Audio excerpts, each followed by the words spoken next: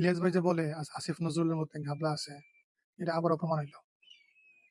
রাহাল রাহার বিরুদ্ধে যে মামলা করা হয়েছিল, হুজুর পাক সাল্লাল্লাহু আলাইহি সাল্লামকে নিয়ে কটূক্তি করছে সরাসরি এবং খুবই বাজেভাবে, কিন্তু আজকে কি হয়েছে, পুরোপুরি ওই আইনটাকে চেঞ্জ করে দেওয়া হয়েছে।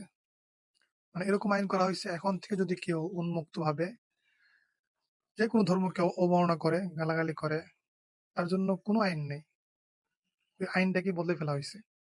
আর রাখাল রাখা তো কোর্টে ওঠার আগেই তাকে জামিন দিয়ে দিছে।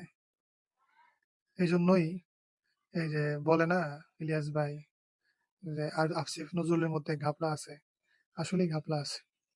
ওর মধ্যে ঘাপলা আছে, আর নাহলে ওর সাথে যেগুলো আছে সবগুলোর মধ্যে ঘাপলা আছে। এখন মানে কি বলবেন আপনি এই বিষয় নিয়ে? আসলে কিচ্ছু বলার নাই।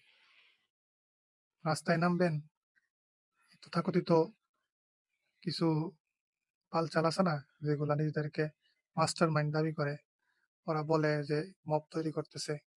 এখন ওদেরকে কানটা ধইরা জুতার কামড় দেওয়ায়া দেখাইবার কাম।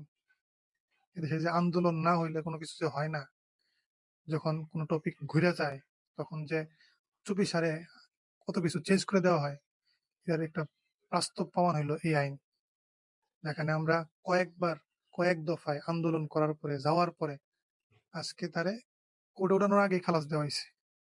চিন্তা করেন, এদেশে আপনি মানে ওর রসুল অবমাননাকারী, আল্লাহকে অবমাননাকারীর শাস্তি আপনি মানে তারা সরাসরি মাইরা ফেলা ছাড়া দ্বিতীয় কোনো উপায় নেই। এই দেশে আইন নেই, আপনাকে এই দেশের অন্য কোনো আইন দিবে না। আপনাকে যা করতে হবে ডাইরেক্ট অ্যাকশন। আপনাদের কি মনে হয়? মতামত জানাতে পারেন।